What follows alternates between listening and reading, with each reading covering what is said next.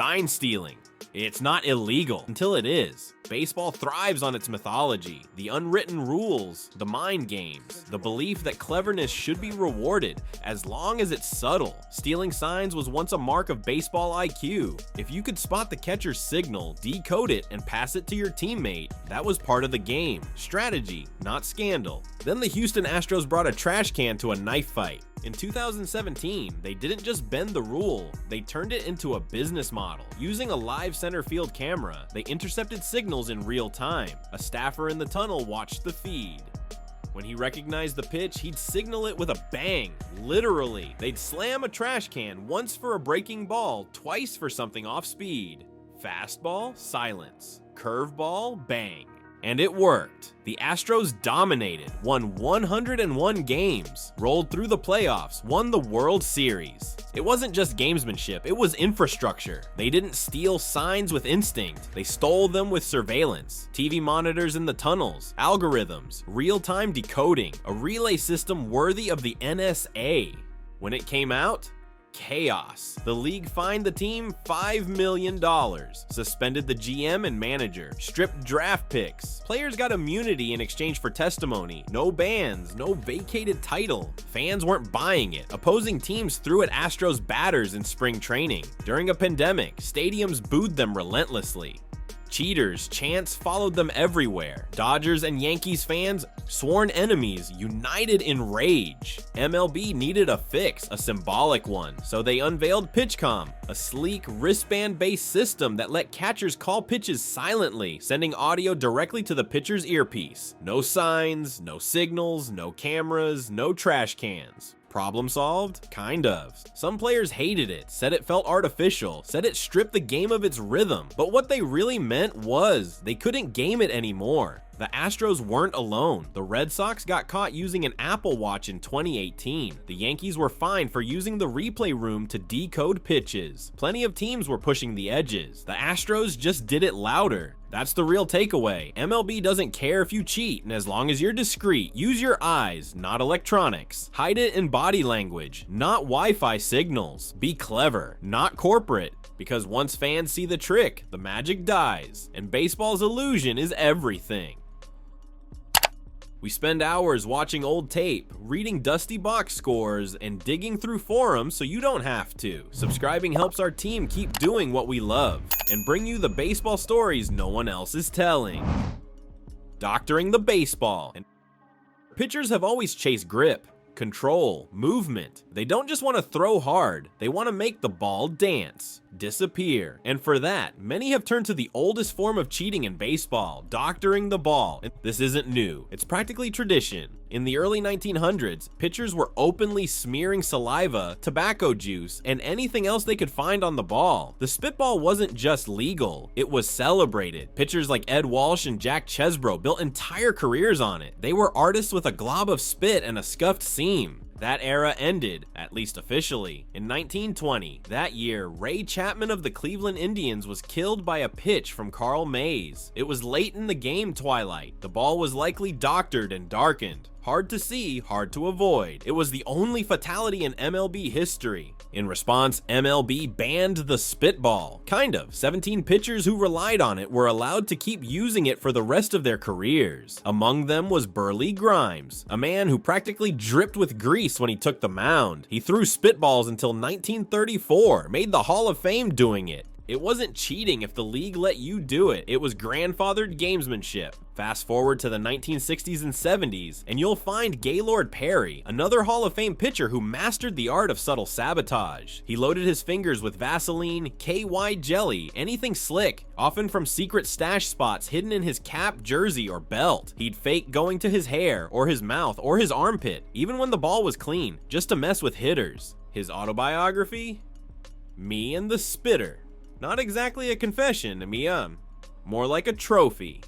Doctoring was performance, part deception, part theater. But in the analytics era, subtlety gave way to science. The new face of ball manipulation wasn't goop in a glove, it was spider tack, a hyper-adhesive compound originally made to help strongman competitors grip Atlas stones. It wasn't just sticky, it was superhuman. Pitchers started using it to increase spin rate, the rotational speed of the baseball. Higher spin meant more vertical break on fastballs, sharper movement on sliders, and nastier drops on curveballs. Pitchers who had never touched 2,500 RPMs were suddenly hitting 2,900. Strikeouts skyrocketed, batting averages plummeted. Hitters complained, executives whispered, commentators pointed to data. MLB did nothing until it had to. In 2021, the numbers were undeniable. League-wide offense was in free fall, the product was suffering, so MLB reacted mid-season, implementing an unprecedented policy. Every pitcher would be checked regularly, between innings, on the field, in front of fans. Umpires inspected gloves, hats, belts. One ump even checked a pitcher's hair. Max Scherzer threw a tantrum. Sergio Romo literally dropped his pants in protest. The enforcement felt less like regulation and more like a TSA line with baseballs. And while it made headlines, it didn't end the practice. Pitchers adjusted. Many turned back to legal grip enhancers like rosin, often combining it with sweat or sunscreen to create a sticky mixture that fell in a legal gray area. Even the Roseanne bag itself became controversial. In 2023, Yankees pitcher Domingo Germán was ejected twice in a month, once for too much Roseanne, and another time for Roseanne in an illegal way. What does that even mean? MLB never clarified.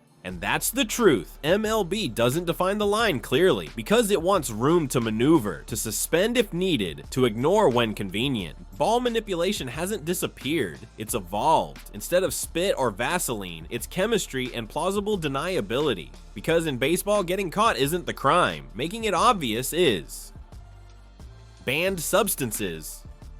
Before steroid needles and congressional hearings, before scandal became spectacle, baseball had greenies. Greenies, amphetamines, were the original PEDs, small, round pills handed out in clubhouses like candy. By the 1960s and 70s, they were as common as sunflower seeds. Players didn't hide them, managers didn't stop them, trainers sometimes supplied them. They didn't build muscle, they didn't add 20 feet to a home run, but they sharpened focus, killed fatigue. In a sport with 162 games, double headers, travel hangovers, and 90 sliders at noon, that mattered. Hall of Famers took them, legends popped them. Stories of jars full of greenies on clubhouse tables weren't folklore, they were Tuesday. It wasn't just accepted, it was institutional. Then came the 1990s, and everything changed. The steroid era didn't arrive quietly. It entered with necks thicker than helmets, and home runs that defied physics. The stats were absurd, so were the bodies. Mark McGwire and Sammy Sosa launched baseball's resurrection in 1998, chasing Roger Maris's single-season home run record. Fans came back, TV ratings soared, baseball was fun again. Bombastic, loud, caffeinated, but behind the curtain,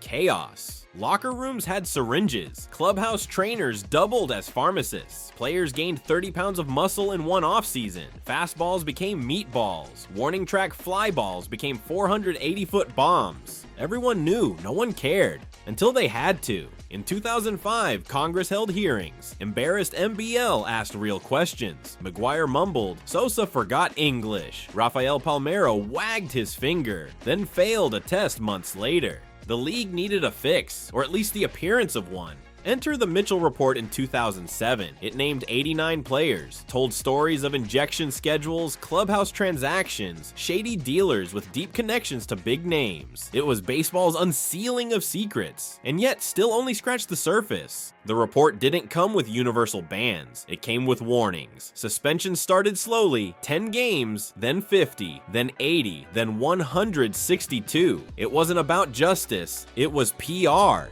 And as MLB expanded its list of banned substances, the list grew unreadable. Hundreds of compounds, some obvious: stanozolol, nandrolone, testosterone, others so obscure that players claimed they had no idea what they took. Some suspensions became infamous. Ryan Braun beat his first test on a technicality, then got nailed again. Melky Cabrera tried to create a fake website selling a supplement to blame. Robinson Cano, once the smoothest second baseman in the game, served not one, but 2 bans, and likely torpedoed his Hall of Fame hopes. Fernando Tatis Jr. blamed ringworm cream. Twitter laughed. Teammates cringed. It didn't matter if it was true. What mattered was that his meteoric rise now had an asterisk-shaped dent. But here's the twist.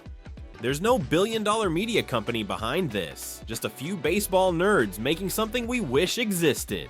Subscribe, and you're not just a viewer. You're the reason we get to keep making this.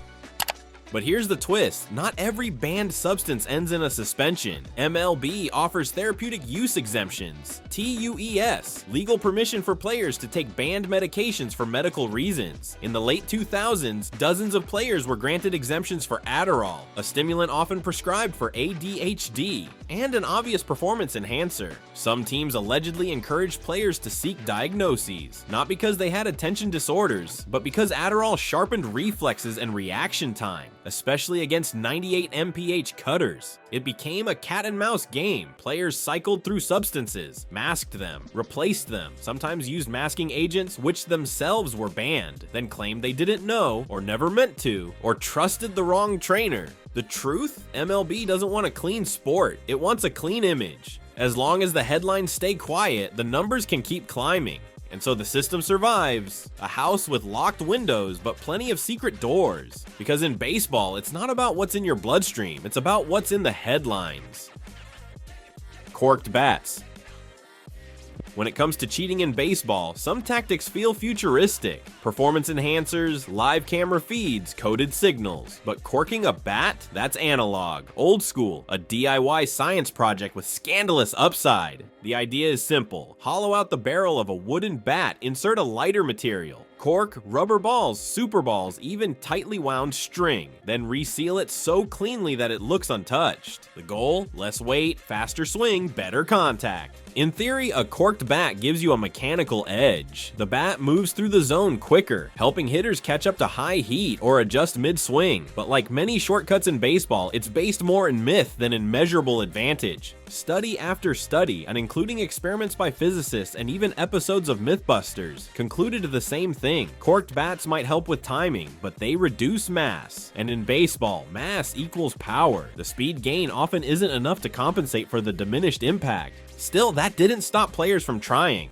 The most famous corking incident? Sammy Sosa, 2003. Sosa, a slugger who had hit over 60 home runs in 3 separate seasons, shattered his bat in a game against the Tampa Bay Devil Rays. Pieces flew across the infield. The umpires gathered the fragments and, sure enough, discovered a chunk of cork embedded in the barrel. Sosa claimed it was an accident. He said it was a batting practice bat, something fun, something for the fans, and that it had been mixed up with his game bats. A harmless mistake, maybe even plausible. But MLB didn't buy it. He was suspended 8 games, and his reputation, already cloudy from steroid whispers, took another hit. Then there's Albert Bell, whose 1994 bat swap scandal reads like a baseball heist movie. Umpires confiscated Bell's bat mid-game, suspecting it was corked. They locked it in the umpire's room. That night, Jason Grimsley, Bell's teammate and a pitcher, literally climbed through the ceiling, crawled through ductwork, and attempted to replace the bat with a clean one. The swap was discovered. Bell was suspended 7 games. It was equal parts clever and absurd, and it worked, until it didn't. MLB's equipment rules are surprisingly strict. Bats must be one solid piece of wood, no alterations. Pine tar can only reach 18 inches up the handle. A rule made famous by George Brett's 1983 meltdown. Any modifications beyond that? Automatic ejection, potential suspension. But the double standard runs deep. While players get suspended for shaving ounces off a bat, MLB itself manipulates equipment constantly. In 2019, home runs spiked. Pitchers, hitters, analysts all started questioning the baseballs. The seams were lower, the drag was reduced. Fly balls carried 10 to 15 feet farther. Balls that used to die at the warning track were landing in the seats. By 2021, the trend reversed. Suddenly, the ball was dead. Hitters complained of crushing pitches that barely reached the wall. Power numbers dropped, offense dipped, exit velocity didn't match distance. It felt off. Independent researchers studied the balls. They weren't crazy. MLB had subtly changed the construction, or more accurately, allowed multiple types of balls to circulate. The Athletic uncovered that juiced and dead balls were used inconsistently, even in the same game. Conspiracy theories exploded. Some believed MLB was using livelier balls for marquee matchups, rivalry games, playoff races, while using dead balls for less important broadcasts. The league denied any manipulation. They blamed supply chain issues, pandemic disruptions, manufacturing variants. But the truth lingered. MLB holds more power over performance than any cork ever could. Even humidity became a factor. Humidors, which regulate moisture content in baseballs, were once rare. Now they're standard across every ballpark. Slight differences in ball storage can change carry distance, sometimes by as much as 10 feet. So yes, players get punished for modifying bats, but the league, it modifies the game itself. Because in baseball, cheating with wood is a scandal. Cheating with rubber and leather, that's just equipment standardization. Gambling.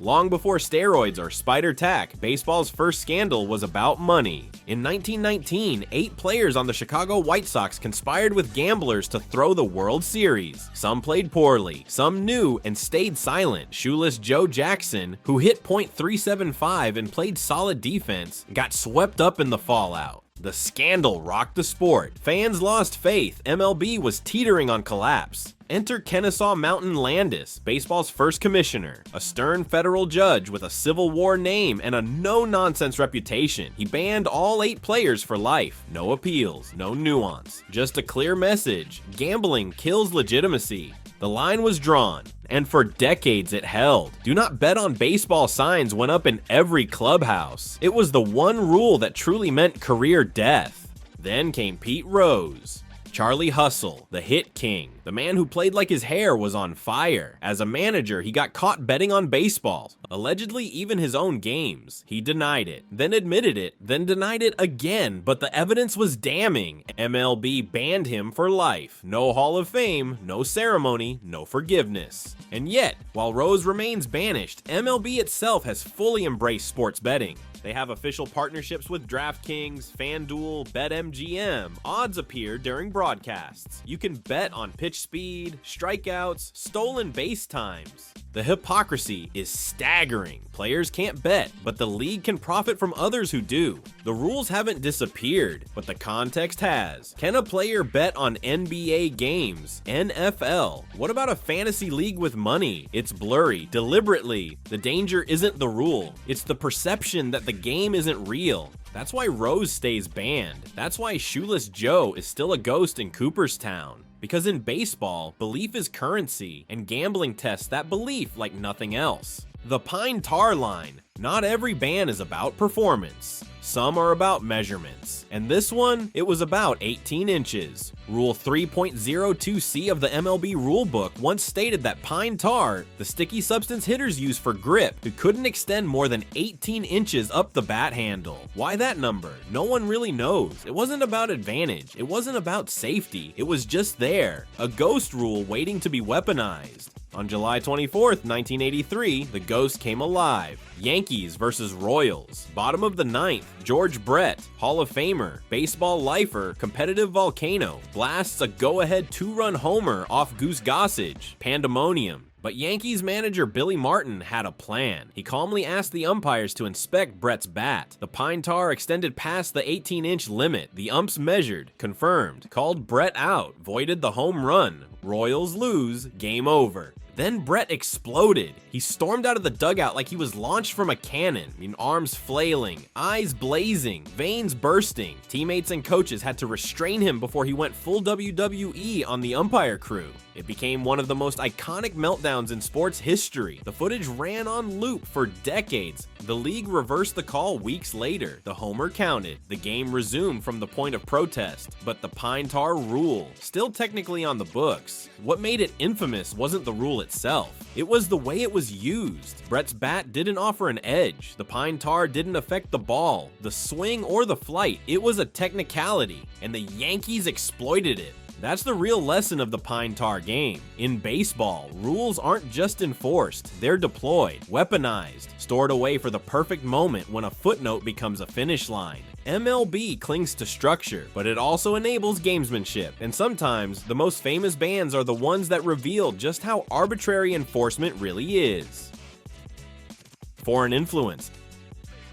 MLB loves international talent. Shohei Ohtani, Ronald Acuna Jr., Juan Soto, Julio Rodriguez. It loves international markets, Tokyo Games, the World Baseball Classic, academies in the Dominican Republic. But behind the welcome signs is a history of control. For decades, Cuban players weren't technically banned, but they couldn't join MLB without defecting. That meant escaping their country, risking their lives, abandoning their families. Yasiel Puig escaped by boat. Jose Abreu reportedly swallowed a fake passport mid-flight. El Duque Hernandez defected via the Bahamas, dodging authorities the whole way. These weren't free agents, they were refugees with sliders. Meanwhile, MLB executives smiled for the cameras, celebrating global growth while benefiting from a system that punished freedom of movement. Japan had its own restrictions. Players in Nippon Professional Baseball, NPB, couldn't just sign with MLB teams. They had to be posted, meaning their Japanese team had to auction the rights to negotiate with them. It cost millions, and the players often had little to no say. And then there's the Dominican Republic. MLB runs academies across the island, recruiting kids as young as 13 or 14. Some make it, most don't. The league spends little, offers no union protection. If you don't pan out, you're cut. No net, no plan B. Some call it opportunity, others call it a pipeline, a system where MLB holds the faucet. In 2018, MLB reached a deal with the Cuban Baseball Federation, allowing Cuban players to sign without defecting. It was a historic step, a recognition that the process was broken. A year later, the US government struck it down. Foreign bans aren't always labeled that way. Sometimes they wear the mask of policy. Other times it's just red tape, embargo laws, or league bureaucracy. But the result is the same: restricted access, delayed careers, controlled talent. MLB wants to be global, but it doesn't want to let go of the wheel. We're a small team, but with your support, we hit like the 27 Yankees. Subscribe if you want more. Banned behaviors. Baseball is obsessed with decorum. It's the only sport where emotion is policed as hard as performance. Hit a home run and flip your bat? You've just offended a generation. Stare a little too long? Expect a brushback pitch. Smile while rounding the bases? Don't be surprised if the other dugout takes it personally. These aren't rules in the book, they're rules in the culture, the so-called unwritten rules, handed down like family curses, enforced not by umpires, but by vengeance. Pitchers throw at batters, managers lecture stars, even teammates turn on each other. Yasiel Puig was labeled disrespectful for licking his bat. Jose Bautista became a villain for the most iconic bat flip in playoff history. Fernando Tatis Jr. was scolded for hitting a grand slam on a 3-0 count by his own manager. The contradiction? MLB wants personality. In commercials, it says, "Let the kids play." It runs highlight reels full of energy, flair, joy. But on the field, those same traits get punished. MLB enforces dress codes too. The Yankees still prohibit facial hair below the lip, a relic from George Steinbrenner's obsession with clean-cut looks. Players have been fined for colorful cleats, long sleeves, slogans, and memorial patches. Even when players try to honor others, a sick child, a slain friend, a personal belief, they risk fines if it breaks uniform code. It's not about integrity, it's about conformity. MLB wants its players to be memorable, but identical. Slowly, the culture is shifting. Young stars bring energy, fans love the flair, but the resistance? Still strong. Because MLB's fear isn't chaos, it's losing control of the tone. Steroids. The steroid era didn't just alter the game, it shattered the way fans relate to greatness. In the 1990s and early 2000s, records fell like dominoes. McGwire broke Maris's record. Sosa hit 60+ 3 times. Bonds obliterated both of them. In 2001, he hit 73 home runs. Some still haven't landed. But those records are tainted. The numbers remain, but the meaning eroded. When the Mitchell report dropped, it didn't just out players, it outed a culture, a tacit agreement between players, coaches, executives, and the league. Don't ask, don't test, don't ruin the ride. The fallout hit players the hardest. Mark McGwire admitted usage, but with asterisks. Barry Bonds never failed a test, but was shadowed by grand jury testimony and leaked documents. Roger Clemens fought allegations tooth and nail, and lost public trust. Some, like David Ortiz, sailed into the Hall of Fame despite reported positive tests. Others, like Bonds and Clemens, remain locked out. Why? Vibe, popularity, public grace. The steroid era revealed that justice in MLB isn't about facts, it's about favor. And even now, whispers remain. A 36-year-old suddenly hits 40 homers, a scrawny rookie bulks up too fast. The suspicion never truly left. The scandal faded, but the paranoia didn't. Accessories. Only in baseball can you be fined more for wearing the wrong cleats than for throwing at a batter's head.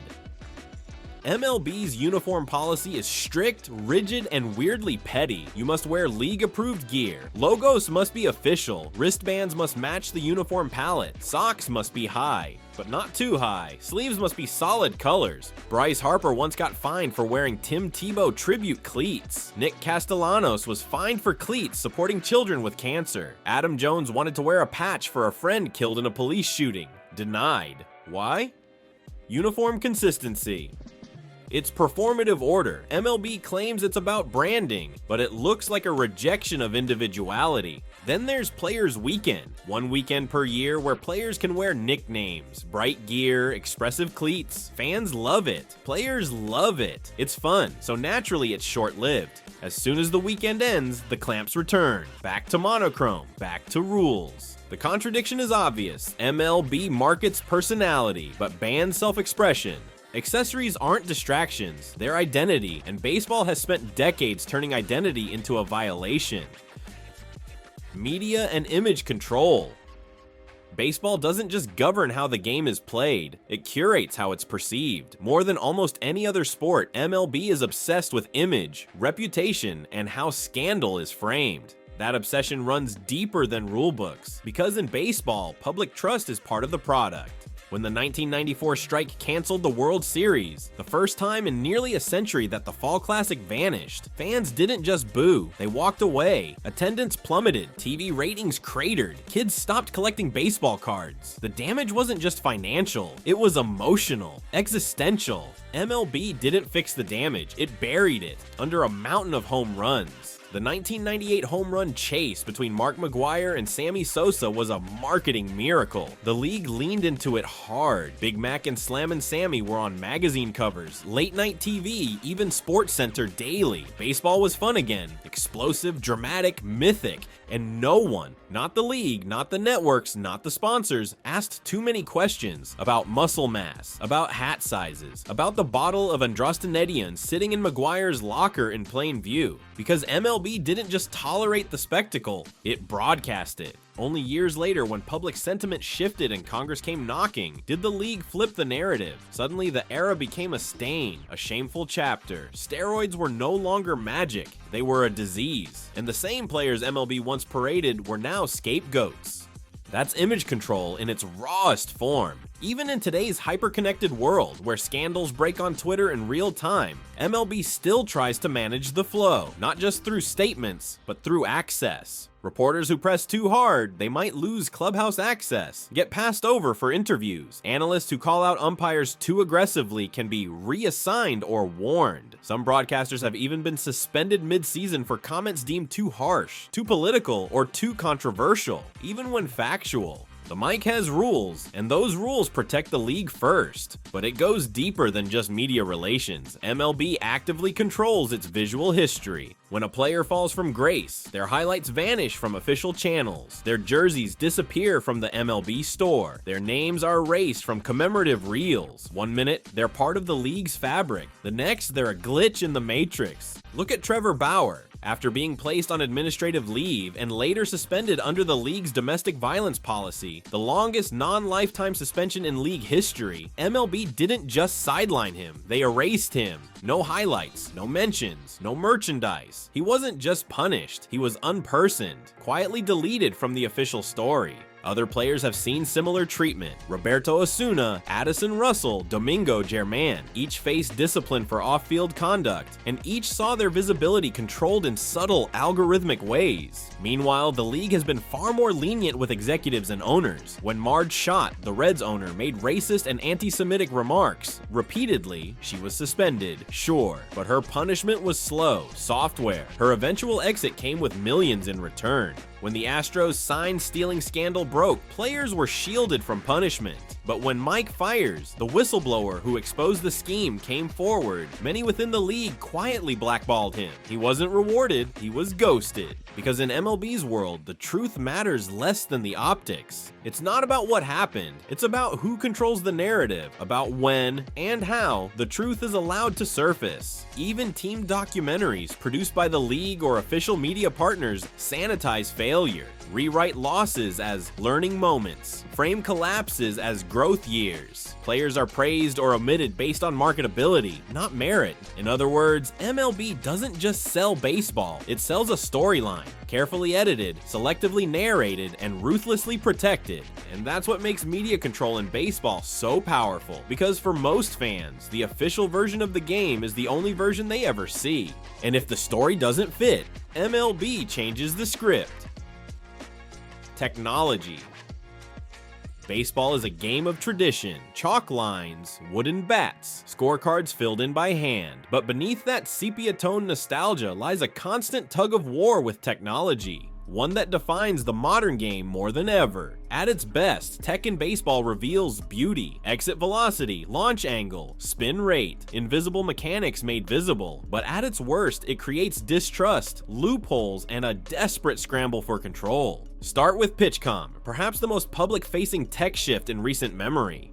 Introduced in 2022, PitchCom was MLB's answer to sign stealing. Instead of finger signals between catcher and pitcher, PitchCom used a button pad worn on the wrist, allowing the catcher to call pitches via preset code. The pitcher hears the pitch type through a small speaker embedded in his cap.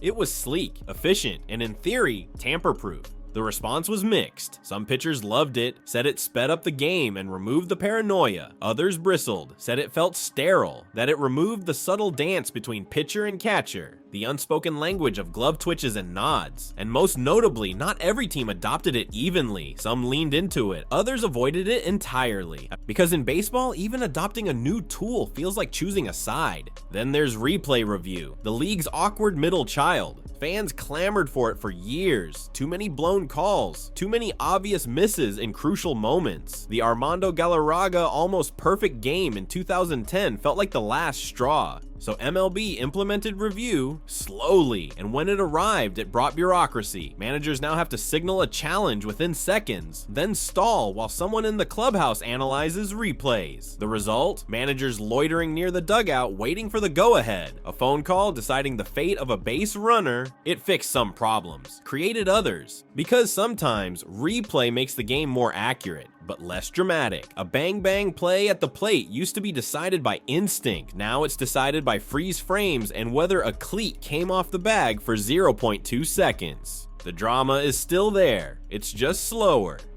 Then there's StatCast, MLB's data tracking behemoth. It's the eye in the sky. Cameras, radar, and AI all working together to measure everything. Sprint speed, catch probability, pitch spin, exit velocity, barrel rate. It's fascinating, addictive, and completely changed how players are scouted, paid, and coached. A weak-hitting shortstop who runs 30 feet per second suddenly has value. A reliever with a 5.00 ERA but a 99th percentile spin rate, he's gold. But the technology isn't equally accessible. Teams with bigger budgets, the Dodgers, Rays, Astros, have entire departments parsing StatCast data. Smaller teams lag behind. The gap between haves and have-nots widened. Not because of payroll, but because of processing power. Tech isn't neutral, it creates new winners and losers. Some teams build pitch labs, where motion capture rigs analyze arm angle, finger pressure, and pitch movement frame by frame. Others are just trying to get their radar guns to work. Then there's biometric tech, wearables that track heart rate, sleep, hydration, recovery. Devices like Whoop or Catapult became popular with players trying to optimize performance, but the league resisted allowing them in games. Why?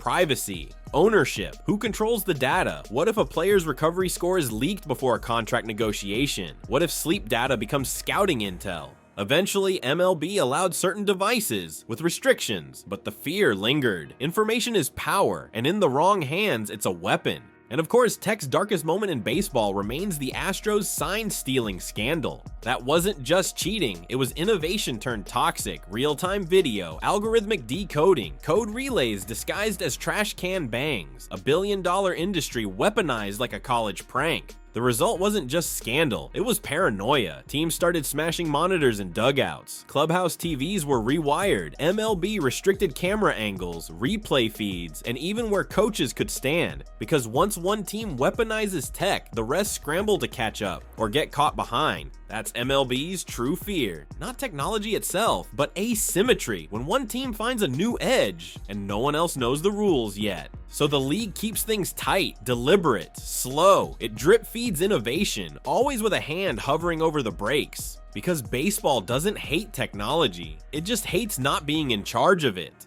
Baseball never stops, neither do we. Subscribe if you're ready for all 9 innings and help us produce more content. Thanks, guys. Owners and executives. When players cheat, they get suspended. When executives cheat, they get a press release. Owners are the league's immune system. They are rarely held accountable, and when they are, it's quiet, cushioned, and strategic.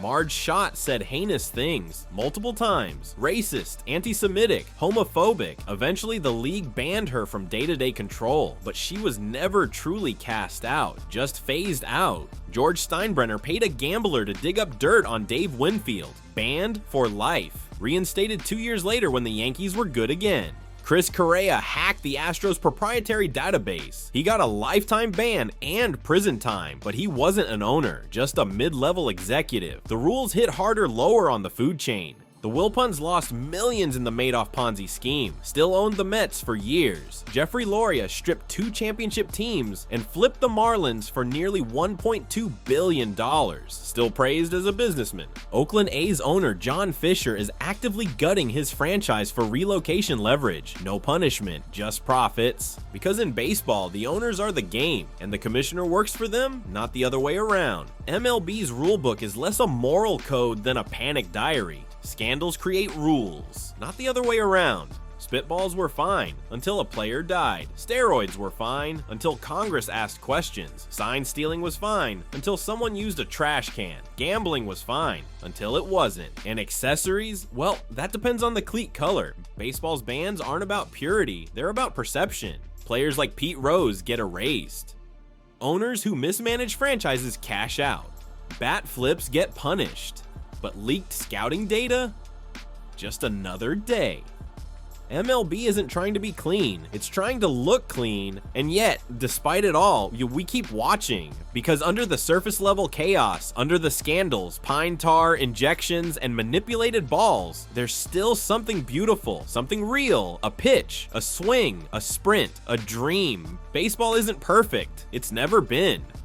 But in its mess, we see ourselves. It's a courtroom, a stage, a casino, a myth, all wrapped in 9 innings. And that's why we keep coming back.